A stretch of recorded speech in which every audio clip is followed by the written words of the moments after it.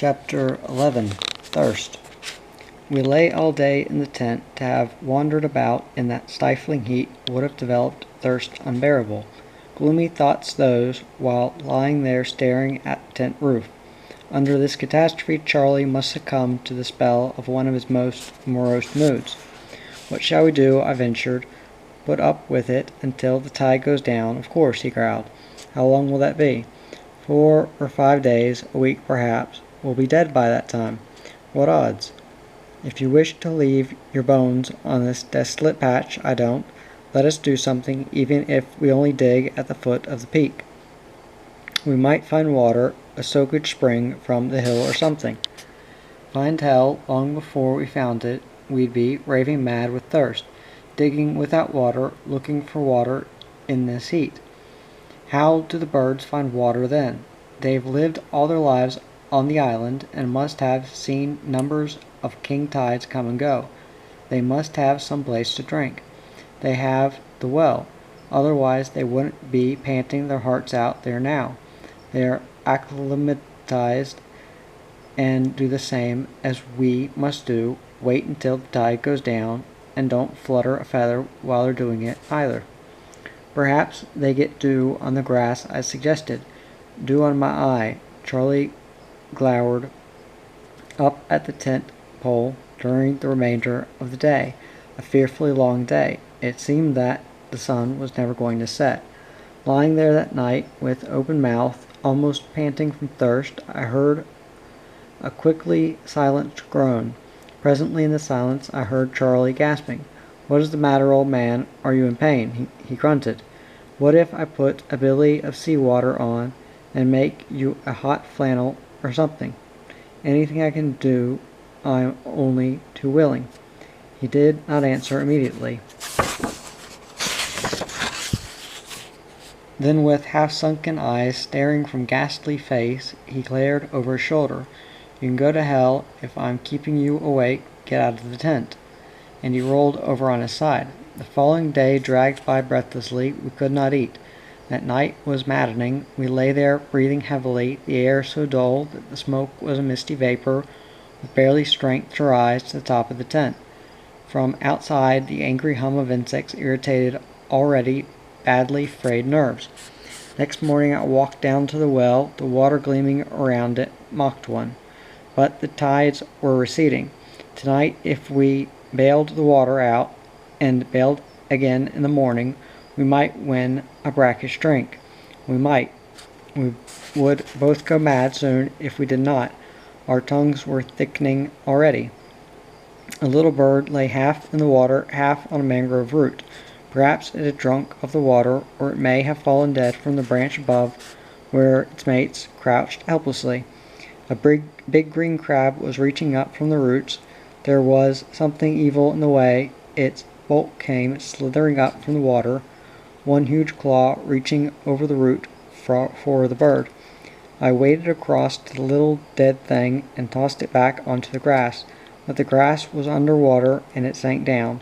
Dully I waded back to it, thinking to carry it right back to camp, to dry ground where the crabs would not get it.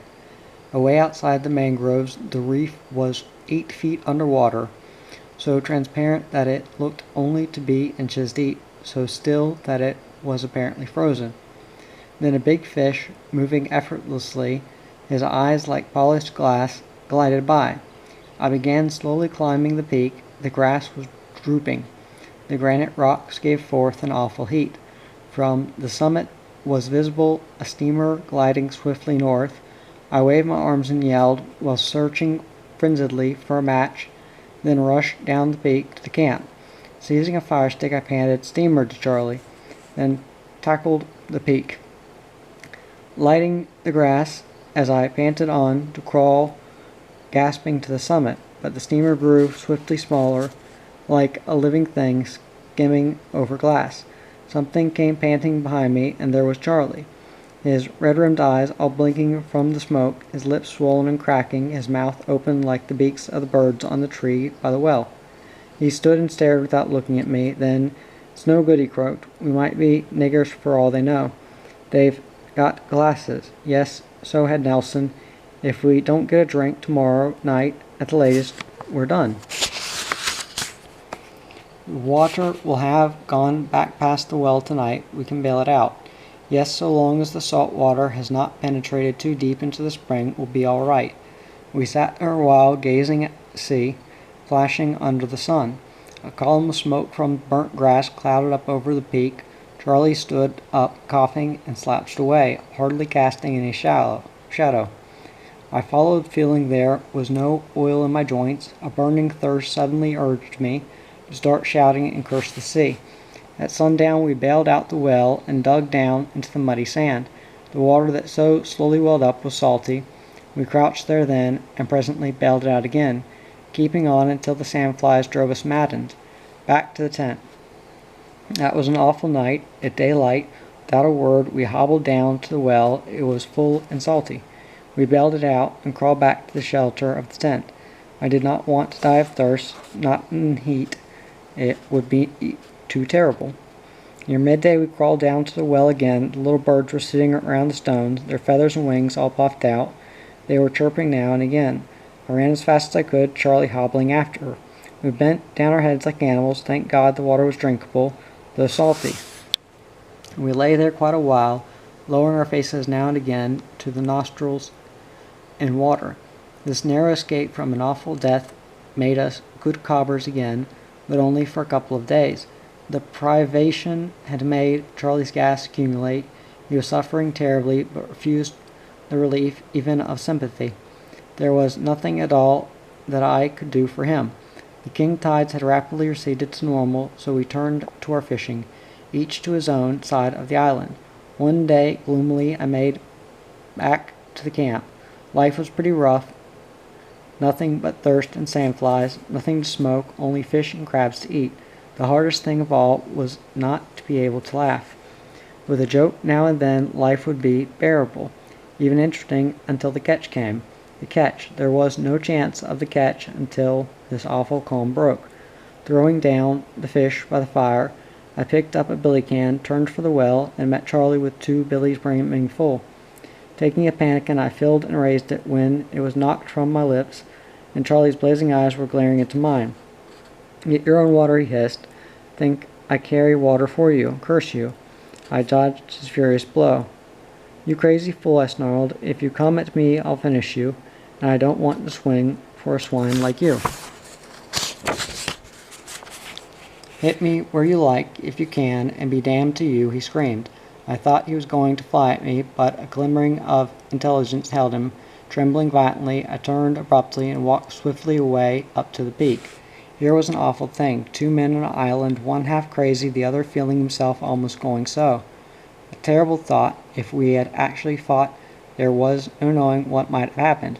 No one was there to stop us. We should have gone mad, fought like wild beasts. Those eyes of his, that mouth amidst a stubble of beard, brought vivid memory of a hospital ship in the war days when a poor crazed patient escaped from the tension ward, ran the length of the ship, and with mad cries leapt overboard.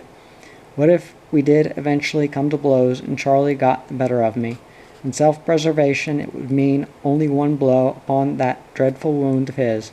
Charlie's face and crouch had shown that he realized this.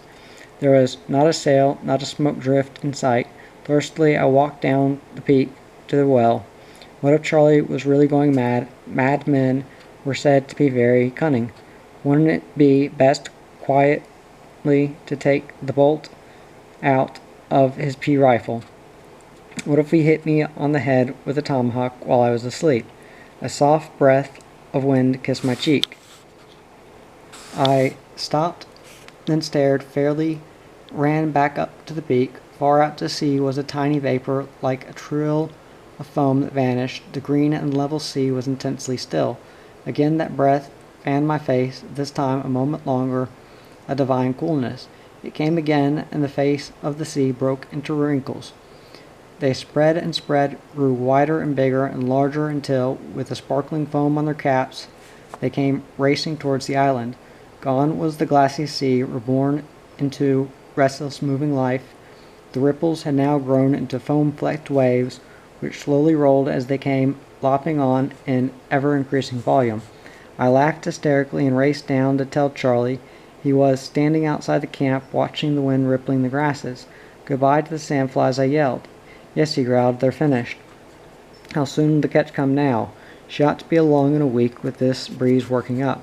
We climbed the peak and stood in the wind, watching the sea rolling, then gazed back out over the green of the mangrove forest. The great canopy was all astir, rippling sunlight trembling from a billion rustling leaves. There came to us a whispering and eerie moan. From the little scrubby patch on the peak side near us, birds were spreading tremulous wings in swift flight down to the well and back again. Whistling and chirping, we climbed to the very top of the peak. A strong wind whistled through the grasses that now were swaying and bowing like living things in happy dance. Overhead, clouds were flying across the sky. A heavy sea rolled in big breakers upon the reef. The world of noise and movement and life had come back to us again. "I'm as hungry as a horse," I laughed. "The tide is out. I'm going to fish. How about it?" "Yes," he growled cordially. We hurried down to camp for the spears.